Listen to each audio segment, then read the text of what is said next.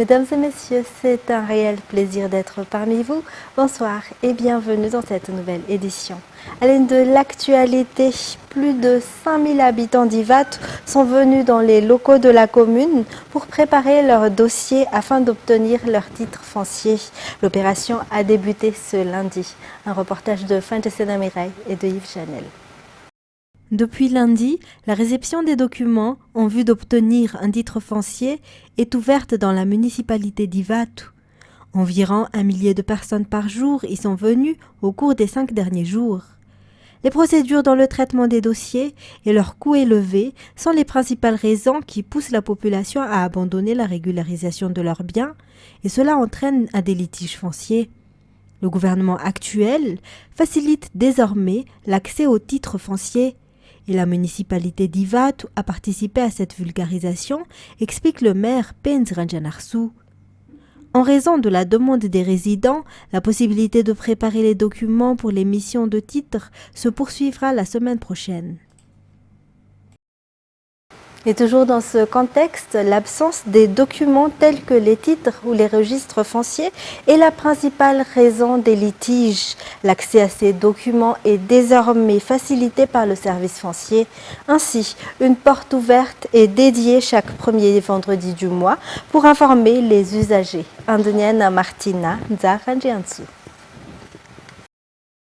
Les sources des problèmes fonciers et la principale cause des litiges fonciers à Madagascar et l'ignorance des Malagasy des procédures à suivre, notamment la loi régissant la propriété, selon le directeur du service foncier, Rakutubelitsan Mamnien, aujourd'hui.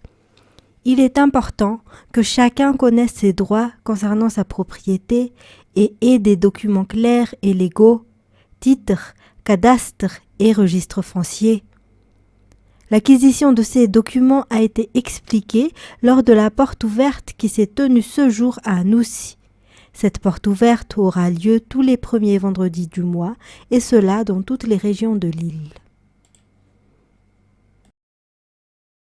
Et santé à présent, à Madagascar, 10 femmes meurent chaque jour en accouchant, selon les statistiques annoncées aujourd'hui par le président de l'association des sages-femmes.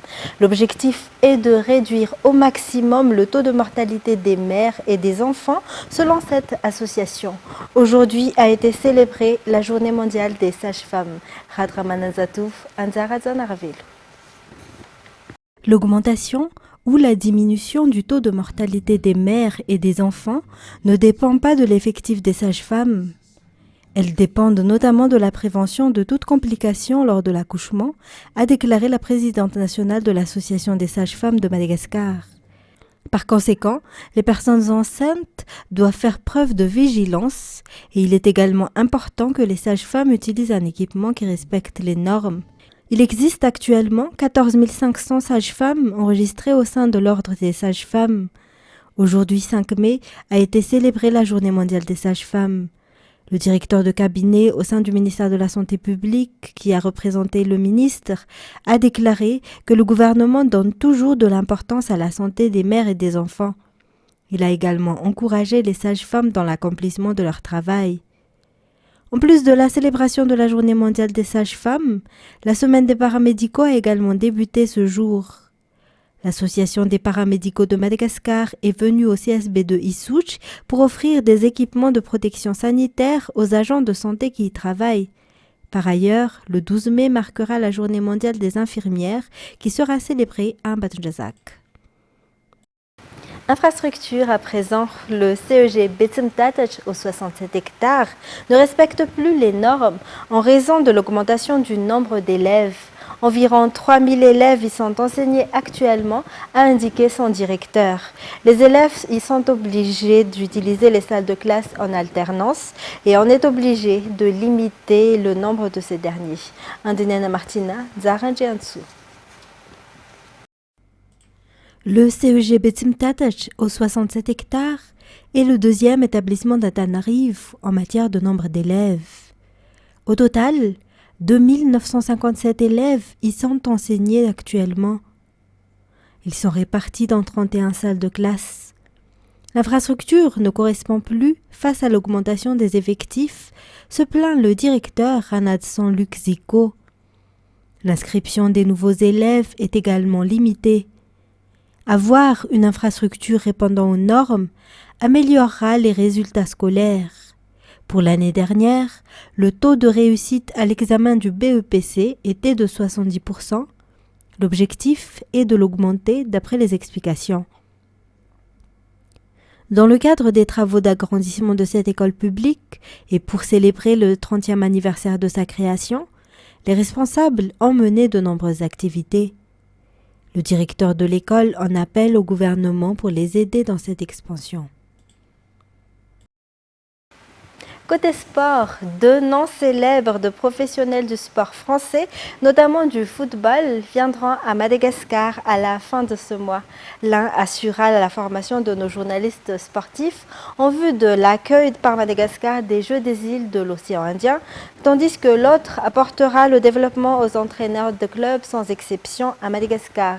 Ils ont été invités pour améliorer le monde du sport, ont déclaré aujourd'hui un club et une société partenaire. Le point avec Saï Sylvain et Sech Adjanab. Romain Grimaud viendra à Madagascar. Il a 20 ans d'expérience dans le journalisme sportif. Il a commenté 5 Coupes du Monde, 11 Cannes et on a entendu sa voix récemment lors du Chan. Romain Grimaud a également une expertise dans la couverture des Jeux Olympiques et de la Coupe du Monde d'athlétisme. Il partagera donc toutes ses expériences avec les journalistes malgaches dans le cadre de notre préparation à l'accueil du Jeu des îles de l'océan Indien.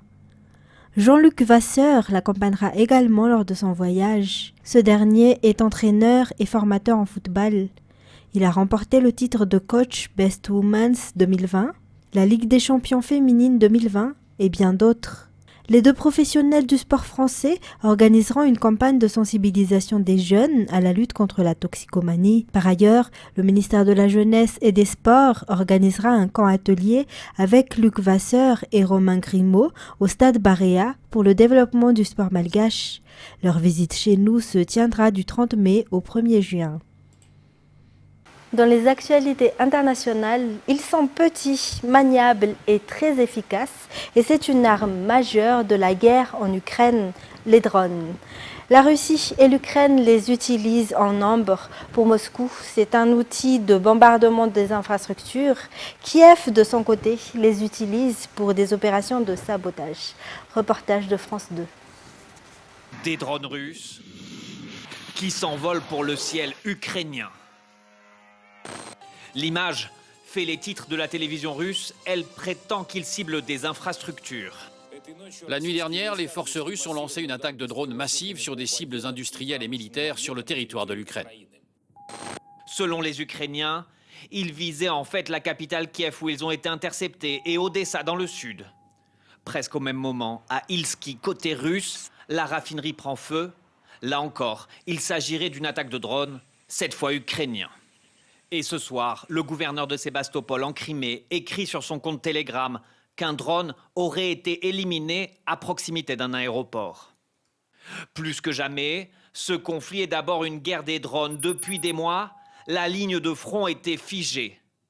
Mais le front se ranime et le bilan de la guerre s'alourdit. Hier, scène de panique à la gare et dans un supermarché de Kherson dans le sud de l'Ukraine. Ils ont été touchés par des tirs d'artillerie. Il y a eu des éclats de métal qui venaient du toit. De la fumée partout. La panique.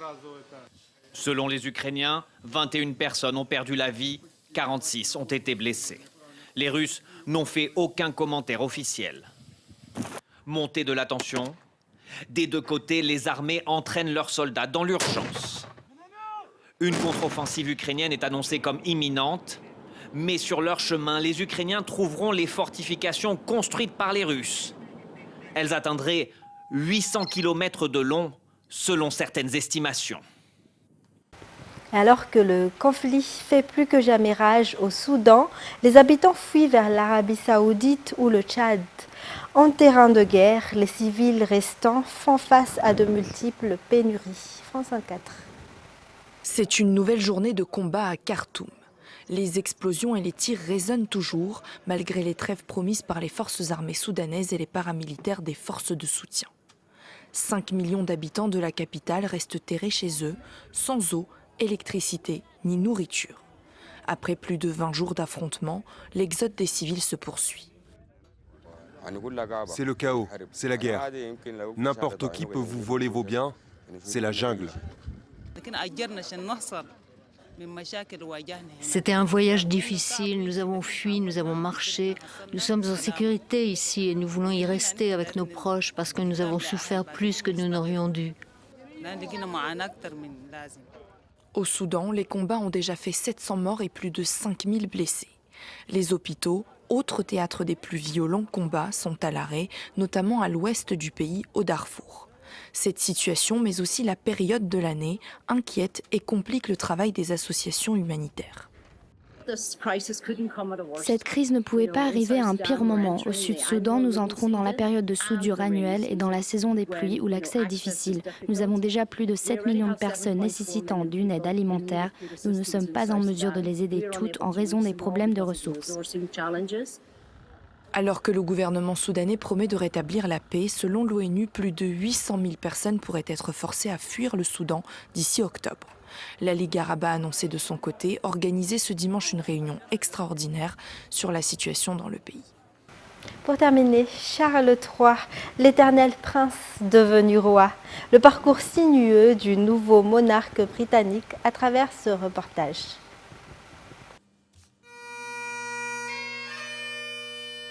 C'est un homme qu'on connaît depuis longtemps et qui n'entre dans la lumière que maintenant. Destiné à régner depuis l'enfance, Charles a attendu 70 ans pour monter sur le trône. Dans l'ombre de sa mère, la très droite Élisabeth II, Charles a eu le temps d'apprendre et d'observer. Il a été le premier du clan Windsor à avoir des diplômes. Il a fait comme Reed, il s'est plongé dans les livres, l'ethnologie, l'ethnographie. C'est quoi être un être humain? Il a beaucoup réfléchi. C'est un homme très cultivé et en cela, c'est un esprit éclairé. Une expertise qu'il met notamment au service de la planète. Les yeux et les espoirs du monde entier sont tournés vers vous pour que vous agissiez sans attendre et sans trembler, parce que le temps vient désormais à manquer. C'est quelqu'un qui a développé très tôt un vrai sens de l'écologie. Il y a 40 ans, c'était le premier. On le prenait pour un dingue, mais souvenez-vous, il parlait aux arbres, il parlait aux plantes, il a voulu faire de la permaculture avant tout le monde. Pour mettre ses idées en pratique, il a fait construire des villes modèles sur ces terres du Dorset, alors que ses exploitations vendaient des produits bio au marché local.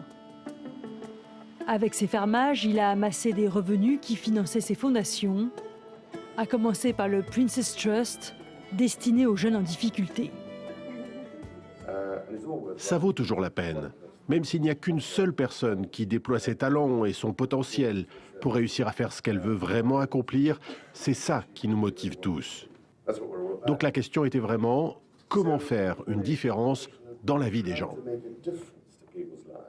Ce qu'il a fait, le prince Charles, c'est d'offrir à des gens qui viennent d'horizons différents, qui sont dans des pays pauvres ou dans des familles qui n'ont pas beaucoup d'argent, la chance d'arriver à faire ce qu'ils ont envie de faire dans la vie en leur donnant des bourses et des opportunités que normalement ils n'auraient pas eues.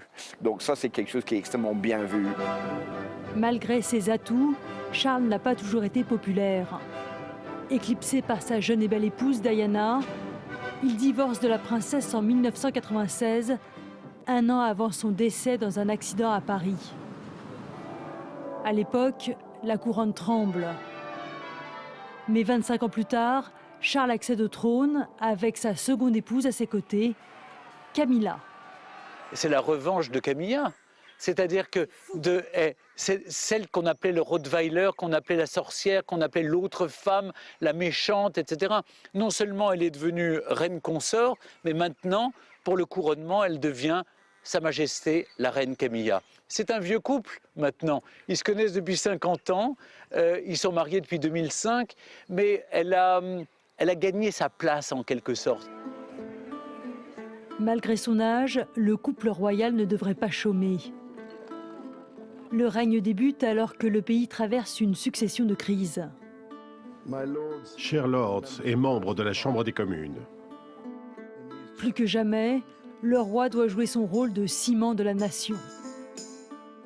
On est dans un pays multi-ethnique, un peu comme la France d'ailleurs, où on doit faire sentir le bienvenu toutes les personnes qui viennent d'autres horizons. Il est profondément européen et qu'il pense qu'à titre personnel, il peut incarner cette période de post-Brexit, tout en maintenant cet arrimage, si je puis dire, avec l'Amérique et avec les pays du Commonwealth.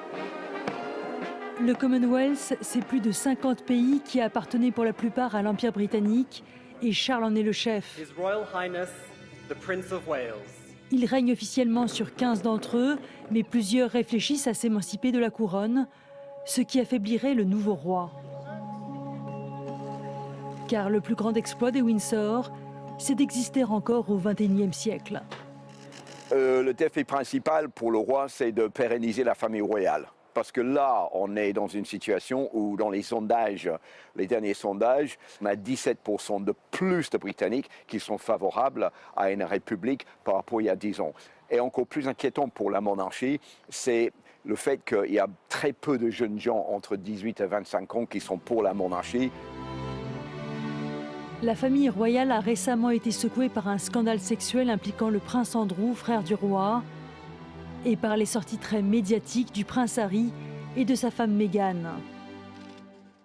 Les Windsor doivent donc serrer les rangs s'ils espèrent encore prolonger l'histoire de la couronne britannique.